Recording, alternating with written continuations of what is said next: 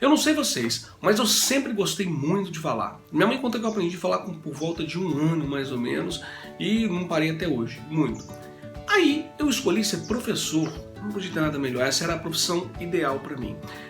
Desde pequenininho eu ouço a expressão de que eu falava pelos cotovelos, mas peraí, falar pelos cotovelos? Qual o sentido dessa expressão?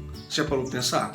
Pois é, a gente está aqui e tem só um pouquinho de tempo para explicar a origem da expressão falar pelos cotovelos, lero-lero e perrengue. Então vamos lá, gente, depois da vinheta.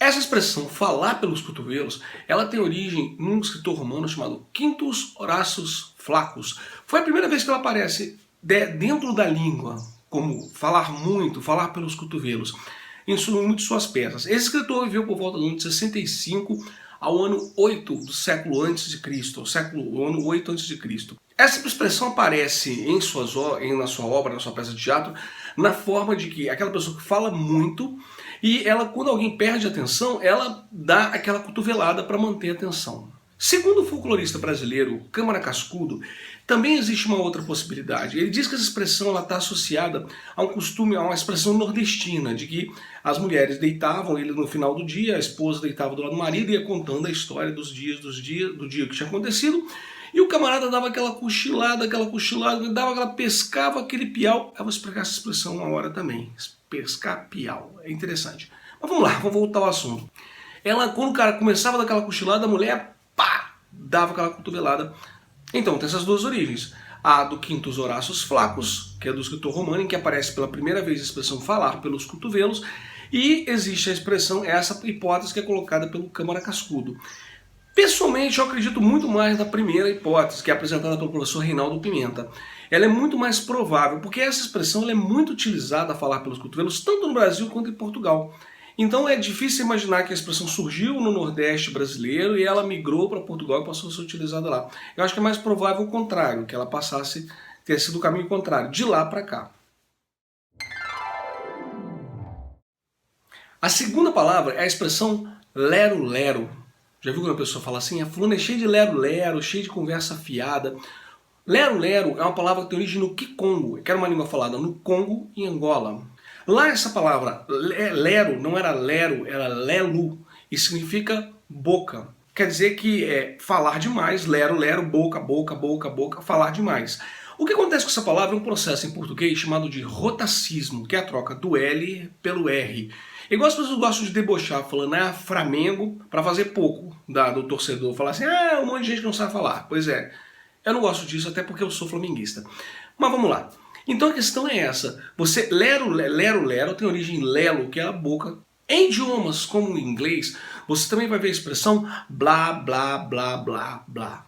Blá, blá, blá é uma palavra que tem origem no francês, que vem da palavra blague, que na verdade significa farsa, falar demais, quer dizer, falar excessivamente tem origem da palavra farsa. Aí você vai ter que ir por um processo de expansão metafórica para você entender como é que essa palavra sai lá do francês, do blague, para significar farsa. Pois é, as palavras mudam com o tempo, elas se especificam. Falar demais não é necessariamente fazer uma farsa. Falar demais não é forjar nada, mas falar demais, muitas vezes a pessoa fala demais com a intenção de iludir o outro. E talvez tenha surgido nesse sentido. Mas eu disse para vocês que lero-lero também é conversa fiada. E de onde vem essa expressão fiada? Pois é, a palavra fiar, que nós temos a ideia de fio e tecer e tudo mais, ela nem sempre significou isso. A palavra fiar também significa tramar, enganar, inventar. É uma forma mais antiga utilizada no português que foi se esvaindo de sentido, foi perdendo. Mas isso também pode encontrar em alguns dicionários. Fiar como tramar, inventar, enganar. Óbvio, hoje a gente não usa mais essa palavra nesse sentido. Mas um dia já foi. E esse termo fiada, conversa fiada, na verdade é uma conversa que tem por objetivo enganar alguém, iludir alguém. Essa expressão conversa fiada, essa também é uma outra expressão muito antiga dentro do português. E por fim, perrengue. Passar o maior perrengue. Em tempos de crise, tá galera passando o maior perrengue, matando o cachorro a grito, ou dentro de uma hipérbole, que é um exagero na língua, matando o cachorro com um psiu. Você imagina? Psiu. E o cachorro morre. A expressão perrengue, ela vem do espanhol perro, que quer dizer cachorro. A ideia de cachorro em nossa cultura vai ser sempre associada a uma coisa mais negativa. E eu vou contar por quê. Primeiro, existe a tradição de você substituir palavras em português, que elas assumem uma determinada carga. Eu sempre falo em sala de aula que a palavra não tem culpa do significado que você atribui a ela. A palavra cachorro é uma delas. Existe a crença de que se você falasse o nome do diabo, Satanás, seja o que for, você traria coisas ruins para vocês.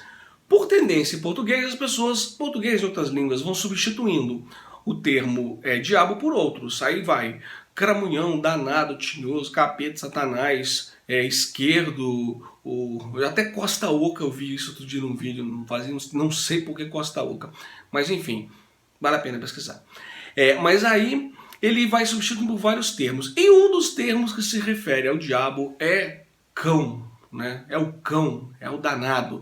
Daí a gente usa expressões do tipo um dia de cão, que corresponde em português a dizer um dia dos diabos.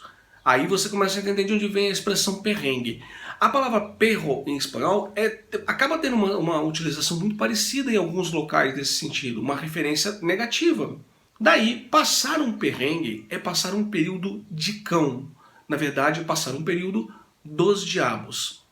É isso aí, gente. Se você gostou do vídeo, dá um like, curte aí, compartilhe o nosso canal, que é uma maneira da gente tornar cada vez melhor esse trabalho para você. Então, um abraço e até o próximo vídeo. Tinha uma outra expressão quando eu era criança, que as pessoas falavam, fulano parece que foi vacinado com agulha de vitrola. Hoje, para essa geração, a expressão agulha de vitrola não faz o menor sentido, porque eles já nasceram na geração pós-CD, eles não sabem nem o que é CD, mal sabem o que é DVD. Vitrola, então, nem se fala. Talvez porque é a geração MP3, pendrive, a musiquinha, tá tudo ali.